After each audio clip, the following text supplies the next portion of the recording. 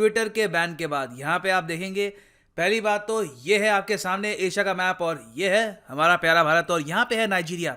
Now Nigeria के बारे में ज़्यादातर जब हम सुनते हैं तो हम सोचते हैं वेल ठीक है, ह्यूमन डेवलपमेंट इंडेक्स के हिसाब से बहुत ख़राब रैंक है, 161 की, काफ़ी गरीबी है यहाँ पे। बाय द वे एक क्वेश्चन भी यहाँ पे मैं आपसे पूछूंगा कि ह्यूमन डेवलपमेंट इंडेक्स रैंकिंग जो लेटेस्ट है, इसमें भारत की रैंक क्या है? नीचे कमेंट सेक्शन में इसका आंसर करो। किसी भी एग्जाम की आप तैयारी कर रहे हैं, नहीं कर रहे, you should know India's rank. है नाइजीरिया के बारे में ग्लोबली एक इमेज बनी हुई है कि काफ़ी गरीब देश है, यहाँ पे काफ़ी गरीबी है, जो काफ़ी हद तक सही बात है, मगर गरीबी के साथ साथ यहाँ पे एक बहुत बड़ी आबादी है और नाइजीरिया की इकोनॉमी पूरे अफ्रीका में सबसे बड़ी है। नाइजीरिया की आबादी है 20 करोड़ के आसपास। आप सोच कर देखो, ऑलमोस्ट जितनी आबादी पाकिस्तान की है उतनी आबादी है नाइजीरिया की। और ओवरऑल पॉपुलेशन और इकोनॉमी के हिसाब से, नॉमिनल जीडीपी के हिसाब से नाइजीरिया है नंबर 1 कंट्री ऑफ अफ्रीका। इसलिए इसको हम कहते हैं द जायंट ऑफ अफ्रीका। और हाल ही में आपको पता होगा, जायंट ऑफ अफ्रीका ने ट्विटर को कर दिया बैन। रीजन क्या है? रीजन बहुत ही सिंपल है। इन्होंने ये कहा कि ट्विटर ने हमारे प्रेसिडेंट को डिसरिस्पेक्ट किया है। हालांकि ऑफिशियल रीजन ये था कि ट्विटर यहाँ पे ओटीटी प्लेटफॉर्म्स के साथ जुड़ रहा है, इनके पास लाइसेंस नहीं है, मगर सबको रियल रीजन यहाँ पे पता है। ट्विटर ने जब से नाइजीरियन प्रेसिडेंट की एक ट्वीट खुद ही डिलीट कर दी, उसके बाद से नाइजीरिया ने ट्विटर को बैन कर दिया। और बैन भी ऐसा लगाया है कि आज के समय अगर मान लो नाइजीरिया में बैठ के आदमी कोई वीपीएन या फिर कोई प्रॉक्सी यूज करके कोशिश करता है कैसे भी करके ट्विटर को यूज कर ले, तो इमीडिएट बेसिस पर उस आदमी को होती है जेल।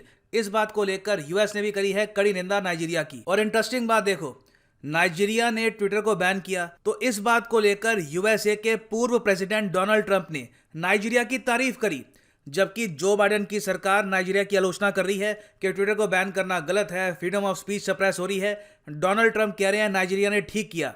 रीजन ये दे रहे हैं कि देखो, प्रेसिडेंट की एक इज्जत होती है, गरिमा होती है, जो काफी हद तक सच भी है। आप अगर सोच कर देखें, कल को ट्विटर एक एक्टर का अकाउंट सस्पेंड करता है, कोई ट्वीट डिलीट करता है, कोई म्यूजिशियन का अकाउंट, कोई ब्यूरोक्रेट का अकाउंट हो गया, या फिर किसी और आदमी का अकाउंट, वो सब एक बार को समझ में आ सकता है डिपेंडिंग ऑन द सिचुएशन। मगर जो हेड ऑफ स्टेट्स होते हैं, जो प्राइम मिनिस्टर्स होते हैं कंट्री के, ये देश को रिप्रेजेंट करते हैं, ये नाक होते हैं उस देश की। आपने देखा होगा, छोटे से छोटा देश हो, चाहे भूटान के भी प्राइम मिनिस्टर हो, ये कल को जाएंगे अगर यूएसए में, प्रॉपर इनका वेलकम होगा विद रेड कारपेट, क्योंकि ये रिप्रेजेंट कर रहे हैं यहाँ पे भूटान को। डज नॉट मैटर कि भूटान की आबादी 6 लाख है, 7 लाख है। तो ट्विटर ने देखो हाल ही में ये करना स्टार्ट कर दिया था कि जो वर्ल्ड लीडर्स हैं, चाहे प्रेसिडेंट हो किसी कंट्री के, उनको ये ऐसे ट्रीट कर रहे थे जैसे कोई आम आदमी है। और डोनाल्ड ट्रंप ने यहाँ पर यही कहा है कि मुझे भी यही करना चाहिए था जब मैं प्रेसिडेंट था। जब डोनाल्ड ट्रंप प्रेसिडेंट थे तो काफ़ी बार इनकी जो ट्वीट्स है ये ट्विटर ने डिलीट कर दी, इनका अकाउंट भी ऑल टुगेदर सस्पेंड कर दिया। तो ये यहाँ पर कह रहे हैं मैं भी एक बार को ट्विटर को बैन कर देता, मगर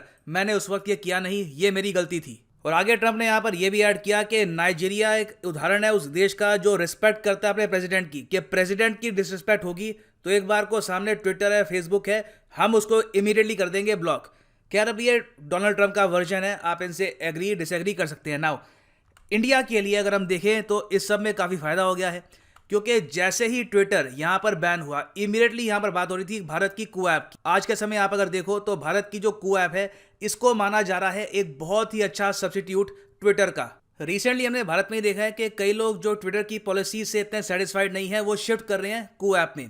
तो अब ऑब्वियस सी बात है, नाइजीरिया अफ्रीका का सबसे पॉपुलेटेड देश, नॉमिनल जीडीपी में सबसे बड़ा देश, हम लोग बिल्कुल चाहेंगे कि ट्विटर को कू ऐप वहाँ पे रिप्लेस कर दे। और इसीलिए कू ऐप के सीईओ ने यहाँ पे बातचीत करी नाइजीरिया की सरकार से। और अब देखिए नाइजीरिया की सरकार आ चुकी है कू ऐप पर।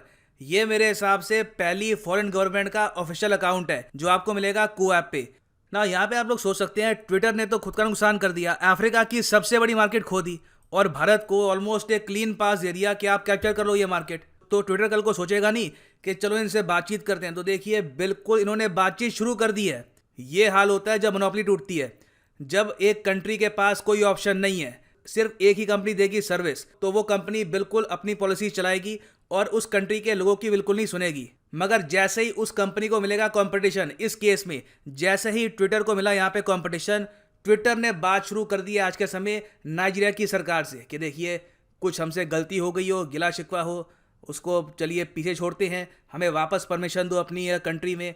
ह्यूज आपकी इकोनॉमी है, ह्यूज पॉपुलेशन है, ट्विटर से बेनिफिट करेगी। तो नाइजीरिया की सरकार ने कंफर्म कर दिया कि ट्विटर ने इनको रिक्वेस्ट भेज दी है। और इंटरेस्टिंग बात देखिए, जैसे ही नाइजीरिया की सरकार कू ऐप पे आई, within a few hours, कुछ ही घंटों में ट्विटर की तरफ से नाइजीरिया की सरकार को एक रिक्वेस्ट आई कि चलिए बैठ के बात करते हैं, जो भी हमारे इश्यूज हैं इनको रिजॉल्व करते हैं। कुछ अगर आपको इन द फ्यूचर इम्यूनिटी चाहिए कुछ अकाउंट्स के लिए कि उसके खिलाफ एक्शन नहीं होगा, तो वो भी हम देख सकते हैं। और अभी भी आप अगर देखो तो ट्विटर के ऑफिशियल्स की और नाइजीरियन गवर्नमेंट के जो ऑफिशियल्स हैं इनकी बातचीत हो रही है अबुजा में। अबुजा कैपिटल है नाइजीरिया की। तो कोई बड़ी बात नहीं है कि आने वाले कुछ महीनों में या फिर इवन हो सकता है कि एक साल में ट्विटर री एंट्री ले इन नाइजीरिया। मगर मैं ये कहूँगा, ट्विटर आए या फिर ना आए, हमको यहाँ पे मिल चुकी है एक डायरेक्शन ये है, target Africa, target Latin America. यहीं पे हो सकती है इंडियन ऐप्स पॉपुलर। और यहाँ पे लोग इतने हैं, पॉपुलेशन इतनी सारी है यहाँ पे कि एक बार इंडिया में और इन 2 कॉन्टिनेंट्स में इंडियन ऐप्स पॉपुलर हो गई तो by the number of total downloads और यूजेबिलिटी इंडियन ऐप्स आपको दिखेगी वर्ल्ड में टॉप 3 में या फिर टॉप 5 में ऑलमोस्ट एवरी टाइम। और फाइनली जिन लोगों को जो क्वेश्चन था उसका आंसर अगर नहीं मिल रहा कि भारत की ह्यूमन डेवलपमेंट इंडेक्स में रैंकिंग क्या है, ये मैं आपको बता ही देता हूँ फिर। तो इस इंडेक्स में नंबर 1 रैंक है ऑफकोर्स नॉर्वे की। भारत की रैंक है 131। और मैं ये भी ऐड कर दूं कि किसी भी एग्जाम की अगर आपको तैयारी करनी है, चाहे एसएससी हो, बैंक हो, यूपीएससी, रेलवेज, आप परचेज कर सकते हैं अनअकैडमी के quality courses. They are the best available online. Live class यहाँ पे आपको मिलती है, इजीली एक्सेसिबल कंटेंट। सीधा यहाँ पे आपको जाना है unacademy.com पे, क्लिक करो अपने एग्जाम पे। फॉर एग्जांपल अगर आप चाहते हैं कि यूपीएससी प्रीलिम्स और मेंस के लिए आपको तैयारी करनी है तो क्लिक करो यहाँ पर यूपीएससी सीएसई पर गेट सब्सक्रिप्शन, और यहाँ पे आप परचेज कर सकते हैं प्लस या फिर आइकॉनिक कोर्स। आइकॉनिक कोर्स देखो स्पेशल इसलिए है क्योंकि यहाँ पे आपको फ्री में टेस्ट सीरीज मिलेगी ही और दुनिया भर और पूरा सिलेबस कवर होगा, लाइव क्लासेस वो सब आपको मिलेगा। उसके अलावा आपको मिलेगा एक पर्सनल कोच जो इंश्योर करेगा कि आप पूरे साल with proper dedication motivation follow करें इस कोर्स को। और पर मंथ आपको ये कोर्स पड़ेगा 6208 रुपीज़ का। मगर ये प्राइस कभी भी पे मत कर देना, यूज़ करो यहाँ पे कोड PD10 और प्राइसेस और ज़रा गिर जाएंगे। Use the code PD10 and save money. इसी नोट के साथ ये है वीडियो का अंत। Thank you for listening and as always God bless you all.